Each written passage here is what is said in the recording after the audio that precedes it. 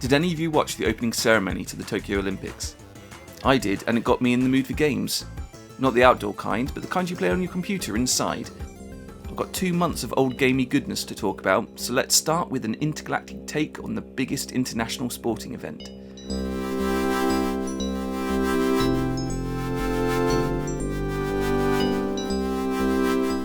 Alien Olympics is one of those button-mashing sports games you used to find in the arcades. This time, all of the competitors are beings from another planet, and all of the competitions have just enough of a twist to make them different. Sure, you have Qubit Dash for a sprint, or laser leaping for hurdles, but you also have a Pac-Man-alike called Survival, and Jetpack Tag. With a colourful presentation and graphics that look like a short-lived Saturday morning cartoon, there is a lot to like when you first boot it up. Playing it, however, will risk you some more injury than playing the Olympic Games themselves. You have to frantically tap the keys to meet an obscenely merciless threshold, which will inevitably lead to carpal tunnel syndrome at the very least, and some of these events can take a few minutes to complete. So stay away from the 200 qubit splurge.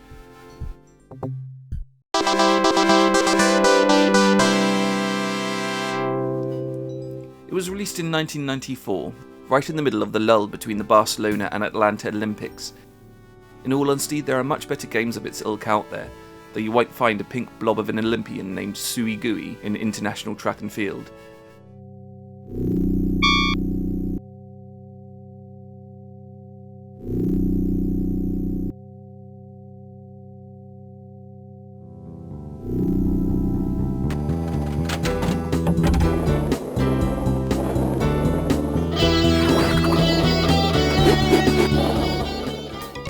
Full Tilt Pinball is that pinball game everyone with a Windows PC in the 90s played without knowing.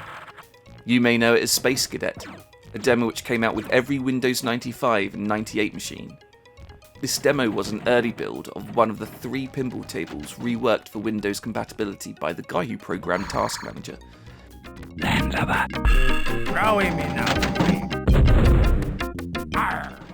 The full release came to us thanks to Maxis and Cinematronics, and it is one of the better pinball games of its time. Beyond the sci-fi themed Space Cadet, you sail the high seas in Skullduggery, or enter a fantasy realm in Dragon's Keep, and each have enough going on to keep you coming back for more. The mid-90s were flush with pinball games, and while Sierra's 3D Ultra Pinball is the most inventive, Empire Interactive's Pro Pinball the best looking, and Digital Illusion's Pinball Fantasies the most revered, Full Tilt Pinball is, to me at least, the best all-round package of its time.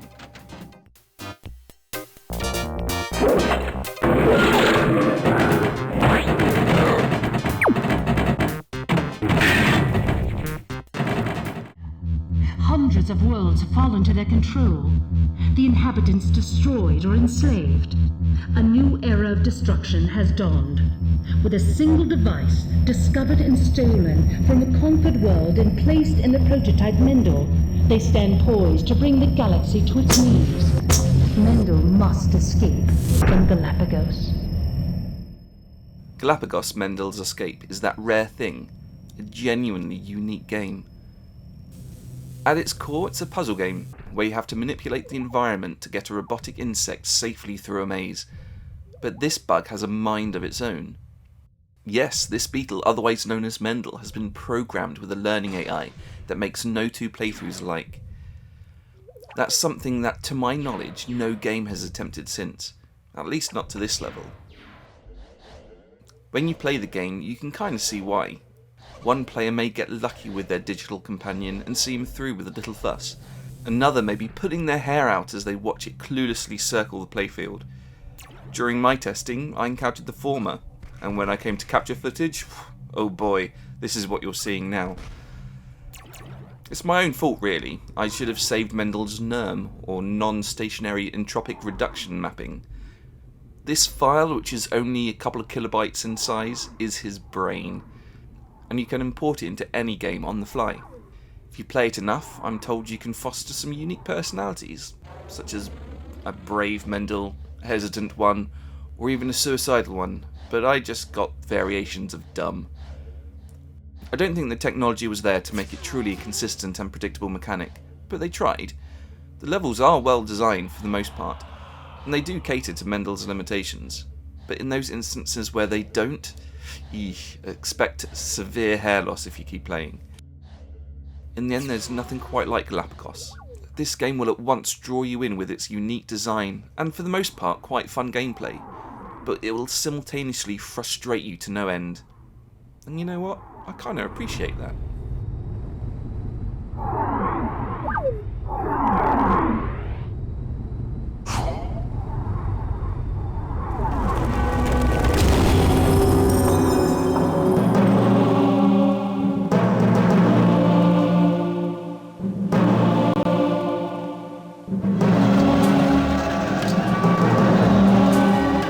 When educational games try to disguise themselves as full-on adventures, I find that in most instances they will fall flat in at least one of those categories. In the case of Crusader, Conspiracy in the Kingdom of Jerusalem, the adventure is the side that sadly falls flat. Ye gods, let's show this vagabond knight who his real master is. Set in the Middle Ages, you play as a disgraced French lord named Artaud who's on a mission to redeem his name. This takes him to the Holy Land to find the true cross of Jesus Christ and safely transport it back to France. But even the cheers of the crowd, assembled on the quays in great excitement, were motivated by the arrival of this mysterious one. Despite an entire encyclopedia of factual content to be found, this plot is entirely fictional, and at times it even enters into the fantastical. It's a plot that could have led into some interesting places, but in my mind it's not well told at all. Each chapter begins with little narration, if any, and if you want to find out what's going on, you have to piece together disjointed chunks of dialogue found by clicking on the screen. The rest you'll have to read about in the extensive archive. Each chapter tends to have at least one puzzle to solve, and all of them are educational in nature. Some require items found in the well-drawn game screens, but when they're easily collected in the encyclopedia too, it comes across as a little pointless. Nevertheless, these puzzles are the best thing about the game. You find out how the Franks built trebuchets, dig tunnels or fought naval battles, and it's all very interesting and entertaining. I just wish everything else didn't fall so flat for me.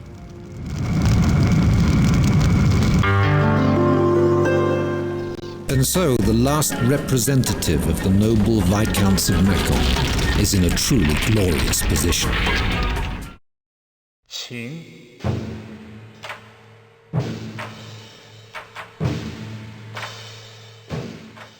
Qing, Tomb of the Middle Kingdom, is the opposite of Crusader. The education is where this game fails, but at least the adventure is pretty decent. It helps that this is unabashedly a Myst clone, complete with a mysterious plot and mystical location. It is set in the near future, and you are an archaeologist who has just uncovered a long-lost tomb of China's first emperor. This is a tomb unlike any other. It has an entire city held within, complete with frozen mountaintops, a water filtration system, and a smithy. Only there's no one around to man them. Getting these ancient contraptions to work is one of your primary goals to ultimately uncover the supposed secret of eternal life. These are done in much the same way as Myst. Solve a logic puzzle to get an item, take that item directly to where it is needed, and figure out how to use it. Some can be very obtuse too, but clues are scattered around everywhere, only here they're all in Chinese. Being in the near future, you do have a few gadgets at your disposal. You can instantly generate maps, have an entire encyclopedia at your fingertips, and translate these Chinese symbols on the fly. That last one is a must if you want to understand the clues, though you might have to page through some digital data to understand the historical context for some of them. Like many other Myst clones, Qing, Tomb of the Middle Kingdom doesn't quite live up to its inspiration. Nevertheless, it is still a worthy playthrough for adventure and puzzle fans alike. But when the education clunkily kicks in, it takes you out of the otherwise absorbing experience.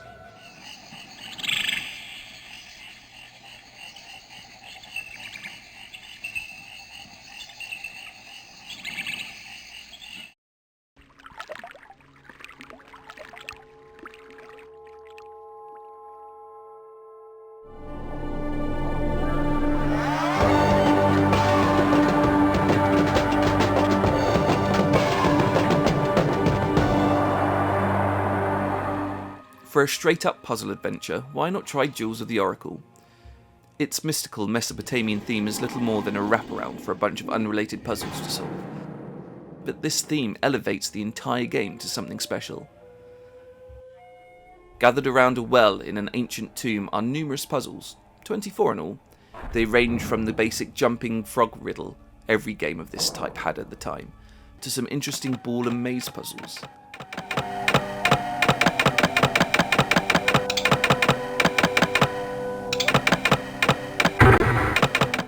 Each are held in their own pre-rendered room, which are detailed enough to make you wish there was more to do in them than just sliding blocks or jigsaws. When you do complete one, you'll be given a gem. Take this back to the starting room to add to your collection, and collect them all to complete the game. In many ways, the structure resembles that of the Seventh Guest. There are a number of arbitrary puzzles held within a fascinating location, but there's no real story here. Not even a hint at one. Despite this, the atmospheric music, detailed visuals, and overall presentation draw you in much more than a basic list of objectives would. In fact, I would highly recommend it.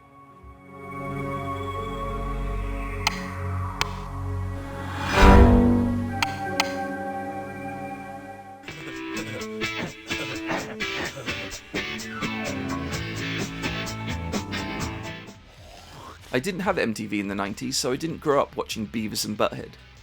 But when I did see Mike Judge's seminal animated show, I in all honesty didn't much care for it.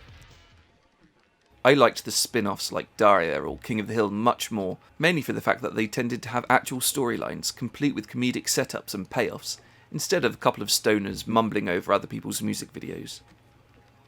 Virtual Stupidity, their first point-and-click adventure, took to the satirical storytelling of the spin-offs, and I found I enjoyed it much more than I thought I would. The knuckle-headed duo are on a quest to join a gang led by a tattooed bully named Todd, and in doing so they somehow find themselves stealing a tank, escaping prison, and hocking a loogie at the school principal. Up there? What the hell? What are you kids doing up there? The puzzles are familiar for any adventure game enthusiast, and are actually pretty simple to solve. Everything you can click on, including every item in your inventory, has a witty one-liner or humorous retort that makes you forgive the shortcomings found elsewhere. And some of those shortcomings are the mini-games. You'll be spitting on passers-by, throwing tennis balls at squirrels, or burning insects to a crisp. And all of them aren't really anything special, but if you do like them, at least you can play them from the main menu. The penalty for stealing is having your nads fried off. Between Guar and the Guffaws, there's a lot to like about Beavis and Butthead in Virtual Stupidity. So don't be a wuss and give it a go. Hey dudes, nice helmets! They want to polish our helmets. We're gonna score! We're gonna score!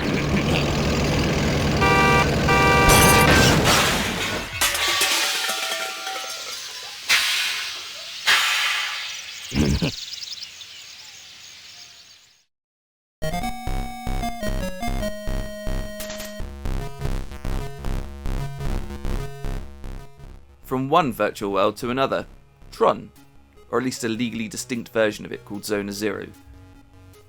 This arcade puzzle game completely rips off the life cycles of Disney's classic movie, right down to the wall of light they leave in their wake. It's set in the distant future, where a great celebration has been set up to distract the masses from government overreach. You see, they've taken over another planet, and this is their celebration for doing so. All the world's greatest musicians have arrived, and also some daredevils willing to put their lives on the line for a game of Tron. Or, I mean, Zona 0. There's a whole official arcade game based on this concept. And perhaps because the game made more money than the movie itself, Toposoft decided to make Zona 0 in its image almost a decade later.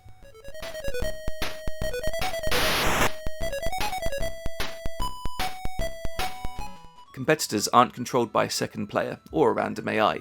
Their movements and reactions are pre-scripted to the point where it plays more like a puzzle game than an arcade racer. Think Snake or Kicks, and you have the right idea. Levels are completed through practicing tactics through trial and error, discovering what new hurdles and competitors each new stage will bring along the way. Out of the 3 ports, the one on DOS looks the nicest, though the plinking of the PC speaker leaves a lot to be desired in the audio department. The Amstrad CPC and ZX Spectrum both sound a lot better, but the lack of colour in the latter and the resolution in both hold them back, not to mention the fact that these ports never left Spain. All in all, Zona Zero is a decent way to spend a few minutes, but it won't be as memorable as its inspiration.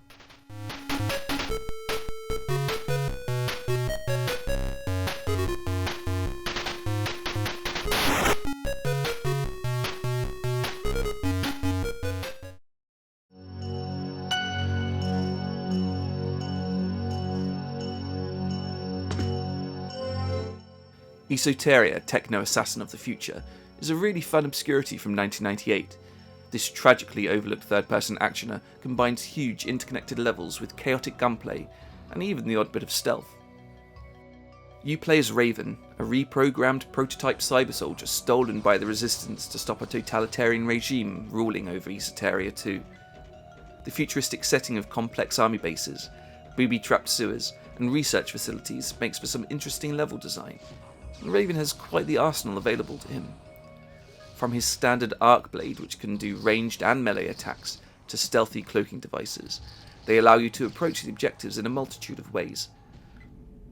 The game was unfortunately rushed to release, which is more keenly felt in the later stages, and I find that the stealthy aspects are at odds with a game that just begs for you to go in guns blazing. However you approach it, Esoteria is a great action game that bridges the gaming evolutionary gap between MTK and Half-Life. Had the publishers not forced it out with little fanfare before it was ready, it could have been a blockbuster hit. And even now its deserved cult status eludes it. I think it's time we change that.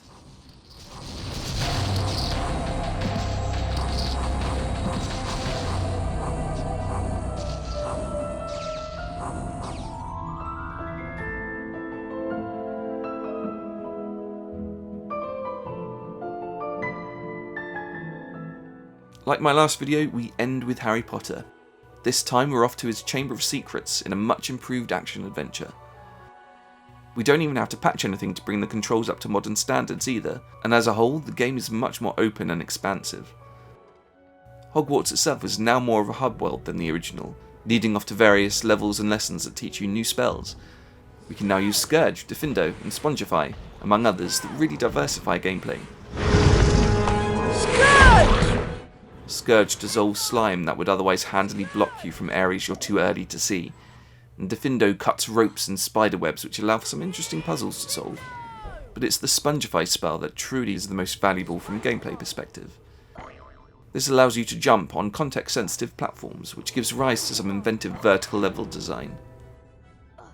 Beyond the platforming minigames have been expanded too, although those that return are a little nerfed. Learning spells will no longer take you to a tracing game, but a rhythm-based button press that is so easy it might as well not be there. Quidditch is no longer freeform but on rails and simplified, and as a result only a fraction of the fun.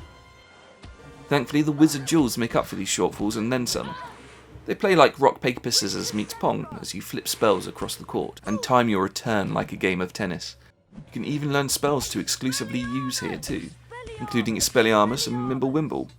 They are to be used tactically to disrupt your opponent's plans or concentration and ultimately win a load of jelly beans. While there are some mandatory duels, you can play almost any student you come across. Win and you earn jelly beans which can buy you better brooms for Quidditch, potion ingredients that when brewed replenish health, or even collectible wizard cards that increase your maximum health if you get enough of them. Potter, you will now duel a member of your own team. Don't expect any special treatment from them. There's quite a lot to do here, and almost all of it is entertaining. A rarity for a licensed game. And if you're one of those gamers that wrote it off as being just that, give it a go, you might like it.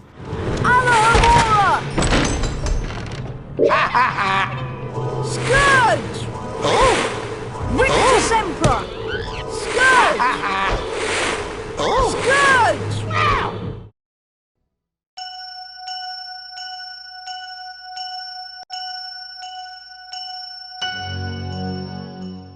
So, another month passes by at great speed. Getting these games to work on Windows 10 can take more time than you'd expect. So if you want to find out how to do just that, head on over to the Collection Chamber website to find out how. Link in the down there parts. If you like what you find, please consider joining my Patreon.